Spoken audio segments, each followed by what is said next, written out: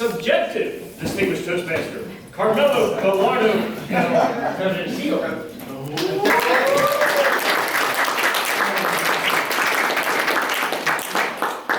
All right, we have 21 people on this list. It's 7:37. It's going to cut it short. So when that red light comes on, if you would respect everyone's time and end your table topics. Annoying phrases.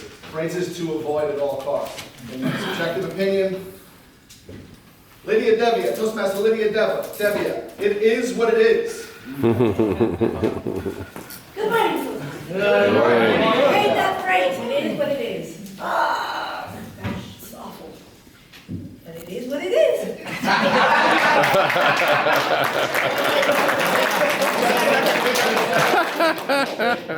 Toastmaster Karen Rayborn. No.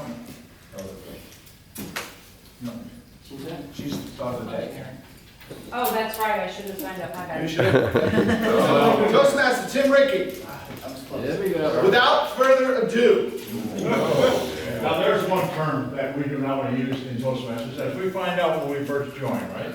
I hear people say it all the time, it's all, I would like to speak, I'd like you to, no, they're gonna do it. It's ridiculous when you think about it. But it is a term that should be changed because, and I don't know why. Because people don't understand what that really means to any degree, so. Could you repeat it for me, please? Without further ado. Thank you, that was the whole point. I wanted to get a laugh out of you guys this morning. Thank you. Good job.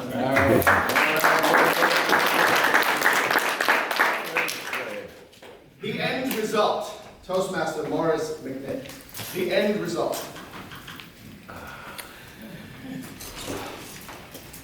Let's begin with the end result in mind.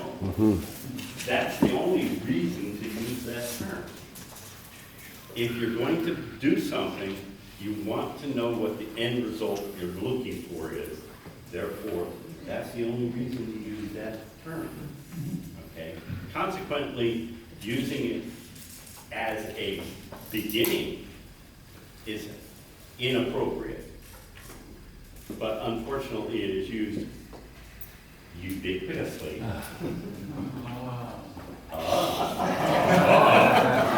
See, I even used the word.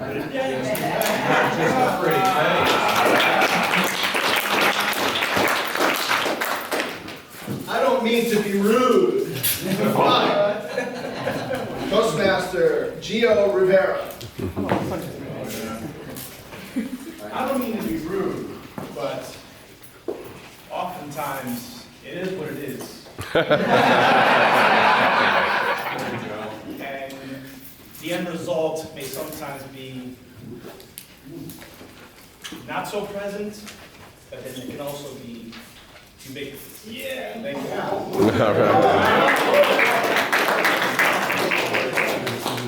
That's awesome! Toastmaster William Hammond. My cousin, who's 13, says this all the time. It drives me nuts. I don't know what awesome is. What defines awesome for me? I mean, there's a base level of kind of general description of it, but I don't know exactly what is awesome. There's 1,000 different things that can be awesome. And awesome is subjective to the person that's saying what awesome is. So I wish there was an actual definition of awesome. I mean, I'm probably sure there is, but I'm not going to look it up.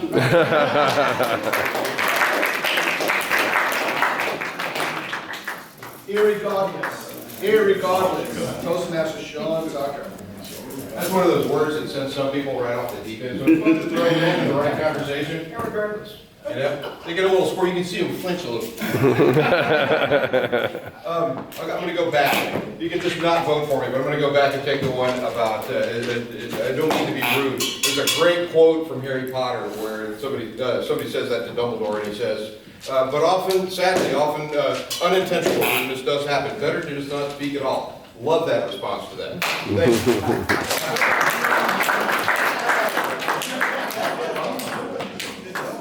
Who's your manager? Toastmaster Linda Flores. Good morning, Toastmasters. Good morning, Jeff. Good morning. Who's your manager? Yes. I've never heard that. Now I've heard it. Who's your daddy?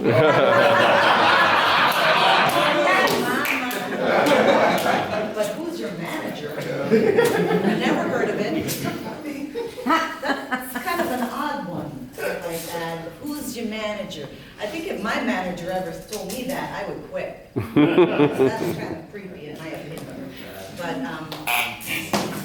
who's your daddy is kind of 70s, 80s, and that's creepy too, yes. I believe that my sister Lydia now would be one that says, who's your mama? Because everywhere we go, ubiquitously, or Very good. I'm not even sure. She calls herself Big Mom. Wow. To be honest with you, who lost his soul today, Toastmaster Roy Chin. Thank you very much for that topic. I am disturbed about this. Pair of new shoes during the prayer pledge, my soul. Bearing his soul. Is that a metaphor or a symbol or something that you're talking about? Lost soul. Well, to be honest about that, why is that most of the things you say, ubiquitously and all the way along the way, are dishonest. And that's a problem that a lot of people who don't recognize that I lost my mind a couple of years ago. Well, we know. Think what I'm saying is not true. So I try to write things down now, look at them, and say, no, I'm being honest with you. Well, then why are you reading it? Why are you reading it? So I'll be concerned about this the rest of the day, thinking about why me. Thank you.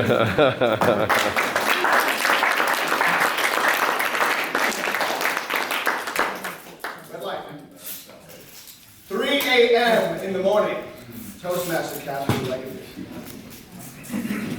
Yeah, show them how it's done. Well, I've never heard that expression, but anyway, 3 a.m. in the morning, what can somebody possibly be doing at that?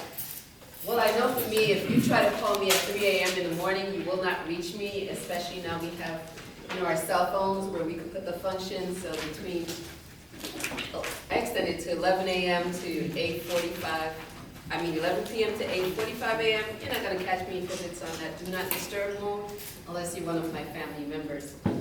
And another reason you won't catch me at that time, unless you're a truly, truly good friend, is because I remember my mom when I was younger, before we had cell phones, she said, if there's a death in the family or something, why are you calling somebody at that time in the morning anyway? Because there's nothing you can do about it. So wait till the morning, like 6, 7 a.m. to tell the person the bad news. So that's why 3 a.m., I've never heard that expression.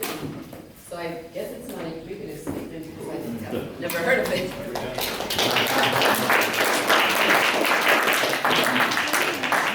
Trust the science. Toastmaster Mark Schiff. Trust the science. Sorry, trust the science. Of cows. Trust the science.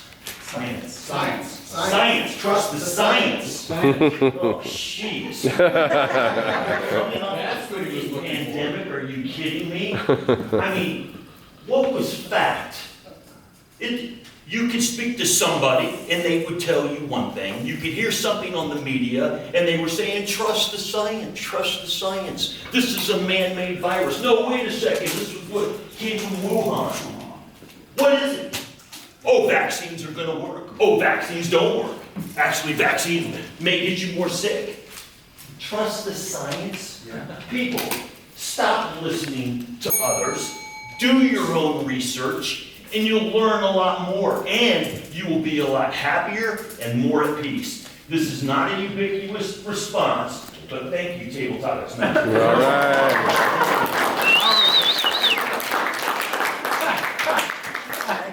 At the end of the day, Toastmaster Tim Taylor. He was the pledge, sorry. Go ahead. now we're going to Tim Lincoln. Toastmaster Mark Shea, PTM. He just win. He just win. Mark Ehlers. There we go.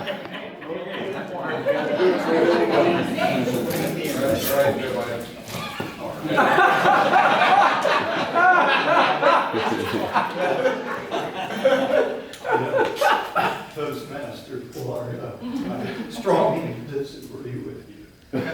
At the end of the day, it's a beautiful, ubiquitous phrase. And I use it all the time. In fact, if your profession is the legal profession, it's a wonderful phrase. Because what happens a lot of times when you're meeting with clients and trying to explain complicated thing to them, it's like, they don't want to hear all that crap. And finally I say, well, at the end of the day, you need to do this. Like, thank you.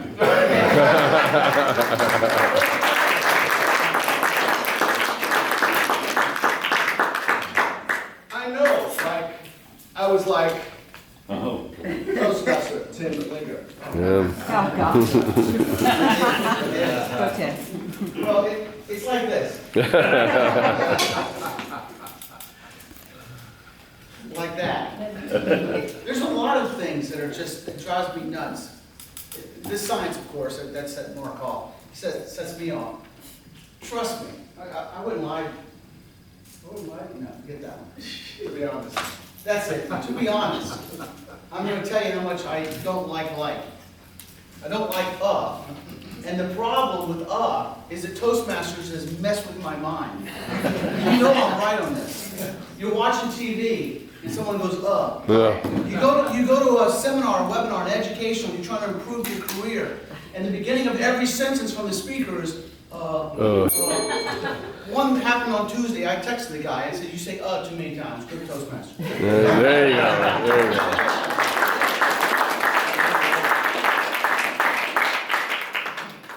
With that being said, Toastmasters, iPad.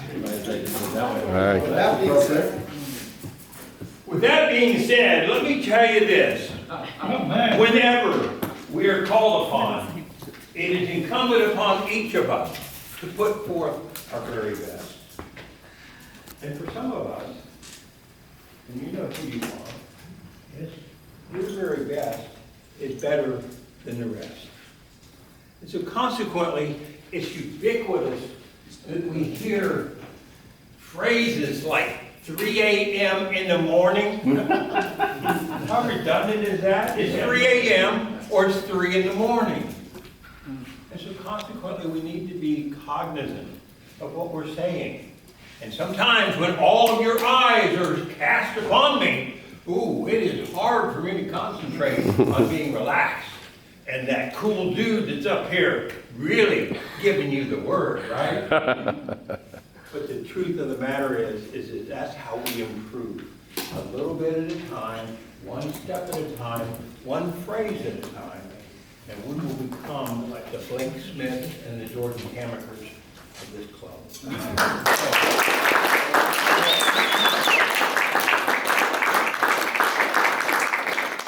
Fine, you got 2 votes. A brief summary. Toastmasters House Street. A brief summary. A brief summary, like you summarize something. A brief summary. Brief summary, yep. A brief summary of this table topics. Everyone has been dressed nicely and talk nicely, and we bring the love to the club. It's a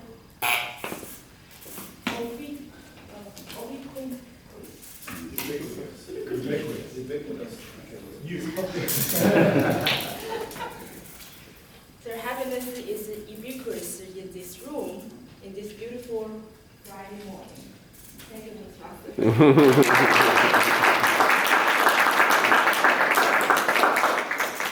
It's absolutely essential. It's absolutely essential. Toastmaster Brandon Moore. Thank you, tabletop. Toastmasters Club. It is absolutely essential that you use cliches and catchphrases in your everyday life. Because at the end of the day, that's all anybody cares about. Right? Am I wrong? Preach on.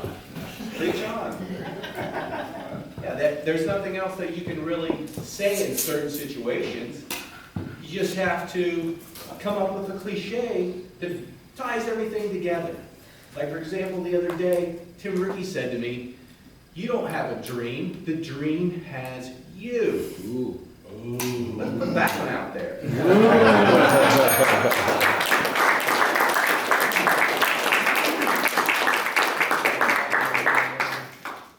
Can I be frank? Toastmaster Lazar like a... Lazar. Can I be frank?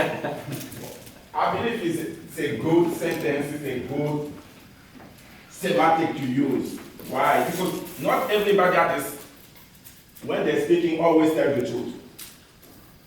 For me. Sometimes when I'm talking to people, I use some stories. And those stories sometimes are not true. No. But I have to tie them together. So I'm telling you, when I'm talking to you, and you say, wow, that's profound. It's not true. Just for you to know. So when I'm serious, I just use, what to tell me the truth, so that you know that what you are talking about now is the truth. Everything else, just forget about it.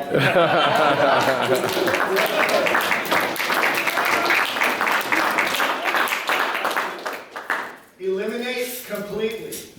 Toastmaster Cheyenne. Eliminate completely.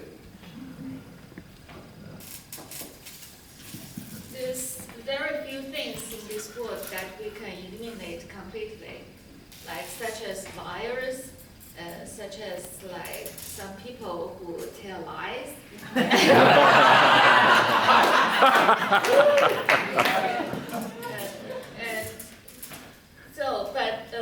We have to go with it because in this world we want to be inclusive. We want to let everyone have a chance and to do what they like, to do what they wish.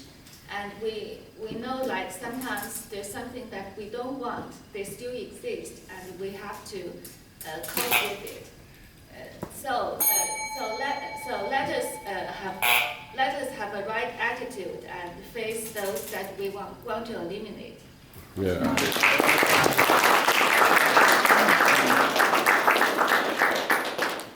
Do you follow? Toastmaster Teresa Bay. Do you follow? Do you follow? Thank you. Good morning. Morning. Good morning. To be frank with you, I don't follow. Words like awesome, that's literally how I said it my first years in the US, and my stepdaughter would laugh and die on the floor. That's not how you say it. I'm like, what do you mean? She said, awesome. I'm like, okay. So for years I've been practicing awesome. Awesome. And last night, I literally sent to Bonnie a video because I was like, ubiquitous. Ubiquitous. Just so I can know how to say this word by this morning. To be honest, it's not easy. Thank you.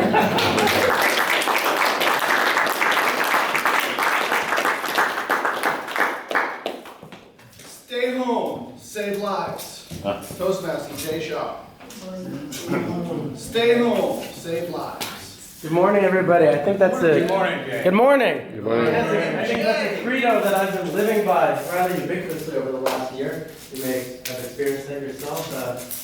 You asked me to come to a meeting about a month ago, and I swore I'd be there, but I decided to stay home. Maybe I was working on things that could save lives for the future. I understand the premise from what you're speaking about. Take it in a different way. I was visiting my English teacher 2 months ago, and he said that Yoko Ono recently said that you can practice kindness internally without externalizing it. It's perhaps more of an Eastern concept where your character development and so forth does not necessarily need to take external expression, and that in and of itself can make it more powerful, make it more ubiquitous within your heart and soul, make it less tethered to how you express it externally.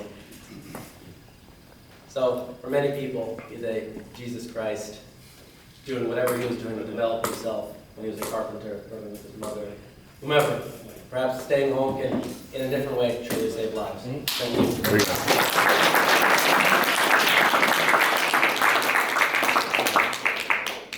With all due respect, Toastmaster Josh Harris. With all due respect. With all due respect, Mr. Topics Master, these ubiquitous phrases that we've all been using, sometimes a little too much, maybe a little too little. Let's be quite honest, with all due respect to them, they're useful. They cause you to pause, because when you hear one of those well-worn phrases, at the end of the day, well, you know something profound might be said, because we use them in a better way than, say, one of those ubiquitous phrases that get that little buzzer go off that causes that person to pause. Well, at the end of the day, what? The end is the end. Now is now. And I must thank you, Mr. Topics Master, for this great ubiquitous phrase. Is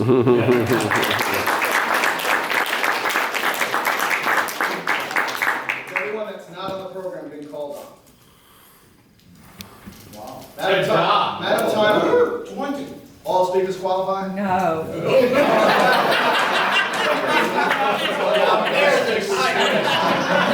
an honest woman. Briefly, tell us who did it. There were 4 people that didn't qualify today. I know, I was shocked. Okay, so let's start with Sean Tucker at 28 seconds. William Hammond at 27 seconds. Gio at 23. And the winner is Lydia at 12 seconds. Yeah.